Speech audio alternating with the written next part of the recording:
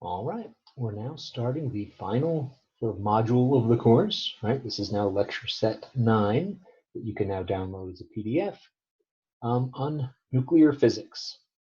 The study of the nucleus of the atom sort of followed along some of the same paths in the early 20th century as studying the other parts of the atom did.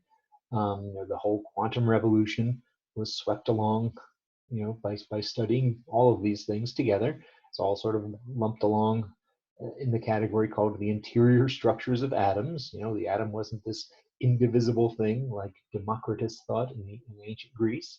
There are parts to it, right? And a lot of what we studied with the Schrodinger equation, say for the hydrogen atom, told us all about the interior structure of the orbitals for the electron, um, on these scales of 10 to the minus 10, 10 to the minus 11 meters. That's the size of the atom when there are bound electrons. The nucleus at the center, we treated pretty much as a point source of charge for the electromagnetic potential, because it's so much smaller. It's 1/10,000th the size of the typical atom. We'll talk a little bit more about how that was discovered, but yeah, it's really, really tiny.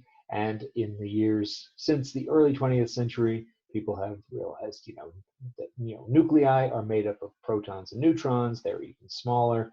Individual protons and neutrons are made up of smaller things called quarks. And maybe that just keeps going on. We're still not quite sure. Electrons, interestingly enough, seem to be pretty fundamental. They don't seem to be made up of other things. But again, we're still not sure. Uh, future generations may learn about the substructure of both electrons and quarks. We'll talk at the very end about the fundamental aspects of particle physics that this sort of leads us to.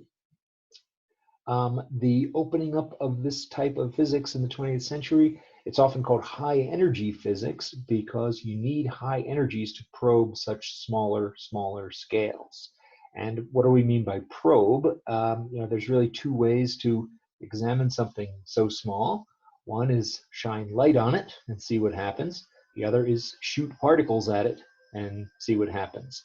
And of course, we know from quantum mechanics that light and particles of matter are at some level pretty much the same thing, just with different properties, but both having the particle and wave-like nature, that we've talked about. And so what this means is, if we're shooting photons, they need to have small wavelengths, which means high frequencies, which we know means high energy, E equals h nu. And of course, small wavelengths make sense for trying to look at something very, very small. If you were trying to look at me using only radio waves, you really wouldn't see me, right? A radio wave has a wavelength of 10 meters, 50 meters, something like that. But you can't really look at something smaller than the wavelength of the light that you're looking at. We're so used to looking at objects with visible light of nanometer, hundreds of nanometers, which is much smaller. Um, so yeah, it's a different way of thinking about it. Similarly, if you're shooting particles at something, you don't want to just destroy the whole thing by shooting a huge particle at it. You want to shoot something small enough that it will interact with something small on a comparable level. And also you want something with a small enough de Broglie wavelength that the quantum fuzziness isn't going to mess you up. So of course, small de Broglie wavelength means large momentum, which for a particle usually also means high kinetic energy. So yeah, high energy physics is what you need to study these tiny things. So I guess that brings us to an outline of what we'll talk about over the next couple weeks. We'll summarize some of the major properties of atomic nuclei. We'll look at nuclear reactions, which are a way of changing one nucleus to a different type of nucleus. Um, uh, Two examples of that in astronomy are fusion and fission. So we'll look a lot at fusion. That's the main power source for the luminosities of stars, for example. It's where most of the light in the universe comes from. It's also where the elements in our bodies come from. You've heard the cliches of we are star stuff. We are made of the material that was forged in the hearts of stars. And we'll see where those elements come from. That's all nuclear fusion. So that's fusion is bringing two smaller nuclei together to form a bigger one. Fission, the final topic, is taking a large nucleus and breaking it into smaller pieces. That can also generate energy.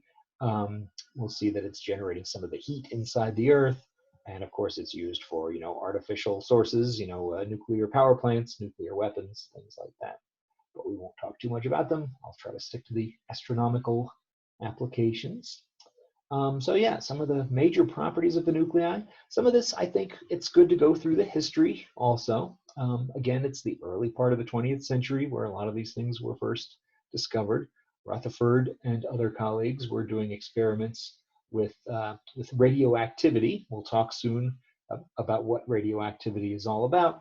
Right now, the idea is just that it's a source of projectiles, a source of tiny little particles that you can shoot at something.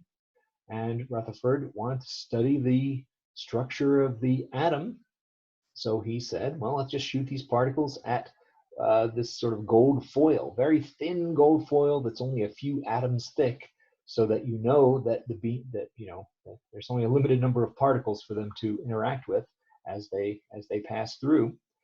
Rutherford had some previous models, previous explanations of the atom in his head at the time of doing these experiments. The dominant explanation of the atom was something called the plum pudding model from Thomson. Essentially, where the positive and negative charges were distributed throughout the atom, not concentrated into a nucleus. So he was just expecting certain things based on this distributed plums throughout the pudding about what these particles were going to do. The particles did not do what he thought they would. Most of the projectiles went straight through the gold foil and did not interact with anything. Only 1 in 8,000 of the particles were deflected, and they were deflected by very large angles. So this showed to Rutherford that atoms are mostly empty space, and the positive charges in the nuclei were actually concentrated into a really, really compact, tiny central nucleus. That was where all that came from. So we can sort of jump forward to what we now know. We now know, as we've said several times, nuclei are made up of protons and neutrons. They differ. They're almost the same mass. They differ mainly because the protons have a positive electric charge and neutrons are neutral. They're held together by this other force, right? We're talking about charge. We're talking about the electromagnetic force. But if you have multiple protons in a nucleus, there has to be something else holding them together, or else the electromagnetic repulsion will pull them apart. But there's this thing called the strong nuclear force that holds them together. We'll talk about that more in a second. We have all these traditional symbols for the different quantities. Atomic mass is A. It's basically the total number of protons and neutrons. Z plus N. Z is the number of protons, N is the number of neutrons. Z is also the atomic number of the element, which tells you which chemical element it is. Hydrogen's 1, helium is 2, and so on. Now, if you want to be more exact than just counting up these sort of integer numbers, and you measure the mass of an atomic nucleus very accurately, you find out that nuclei with lots of particles in them have a mass that's less than what you would get if you were to just sum up the mass of Z protons plus the mass of N neutrons. And this so-called mass defect is something that we'll talk about in the next video. It's a very important part of atomic of nuclear energy generation. What else? Yeah, the sizes, the radius of a nucleus is roughly given by a constant that is measured in femtometers, 10 to the minus 15 meters, times the atomic mass to the 1/3 power. Why 1/3? Well, look at this equation and take both sides and cube both sides. That would tell you that the atomic mass A is proportional to the cube of the radius. And I'm sorry about using the term A here, because that's usually for area, but it's a mass. If the mass is proportional to the radius cubed. We know for roughly for a sphere, the volume is proportional to radius cubed. So if the mass and the volume are proportional to each other, right, proportional to volume, then that means, and if all different nuclei have the same relationship between volume and mass, then that means that all nuclei have similar densities.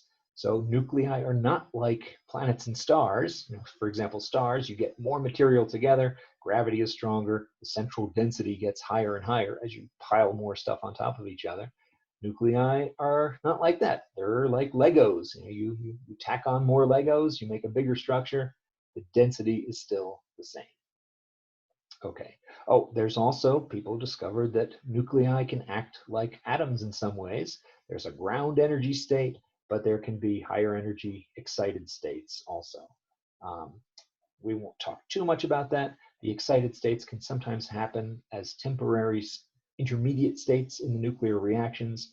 We'll mention those briefly, but usually the nuclei that we encounter in astronomy are pretty much always in the ground state. All right, the last thing for this video is to talk a little bit more about this strong force. So we can talk about the fact that there are these two competing forces, right? For two protons, for example, there's the electrostatic force that wants to pull them apart, and once they get close enough together, there's this strong force that wants to stick them together.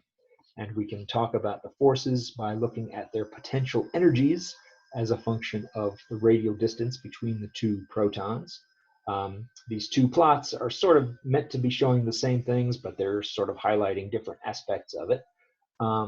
The outermost radii show a positive potential, right? This part of this diagram, this part of this diagram, and the magnitude of the potential is increasing as the two particles get closer together. This is what we expect from the electrostatic, Coulomb's law, right? When we looked at the potential energy of a given positive charge, the potential energy was, not the potential energy, but the electric field, which is related to the force, was pointing away from the particle. And if you had a test particle that was positive also, it would feel that force as a repulsive force. It's pushing it away. And that's the positive value of this potential energy here. But as you get closer and closer, it reaches a peak, and then there's this negative region. Again, this negative region here, where the strong force takes over. If you look at the radial dependence of the strong force potential, it has a 1/r part to it, but it also has an exponential part to it, where if you're within this region, it's sort of like 1/r, but as soon as you get a little bit further away than one of these nuclear radii, that exponential just drops it off to 0. So yeah, you don't really feel a strong force once you're out here. It's really just the electromagnetic repulsion. Yeah, this figure on the right also shows another feature of the strong force, is that when you get really, really close together, the strong force turns repulsive again, which is something that tells you for most nuclei that we encounter, you can't push them too close together, right? This is again like the fact related to the fact that the nuclei densities are all sort of the same. You can stack them next to each other like Legos or Jengas or something, but you can't really compress them too close to one another. That would produce what physicists sometimes call a quark soup. The individual protons would break up into their component quarks, but that type of exotic matter is not something we see unless conditions are really, really right for it.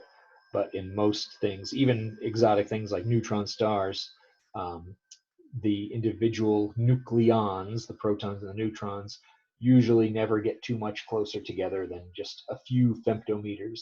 They never surpass this repulsive core potential barrier.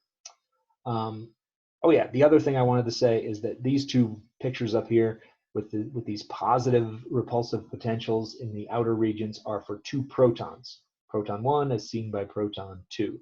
If we had a proton and a neutron, or a neutron and another neutron, we wouldn't have the electrostatic repulsion because it's not a plus and a plus, it's something with a neutral. So basically, the potential would be 0, and then it would be dipping down when the strong force takes over, right? 0, and then dipping down in here. All right. I think that's all we had to say for this video. We'll give another few bits of interesting sort of fundamental properties of nuclei in the next one.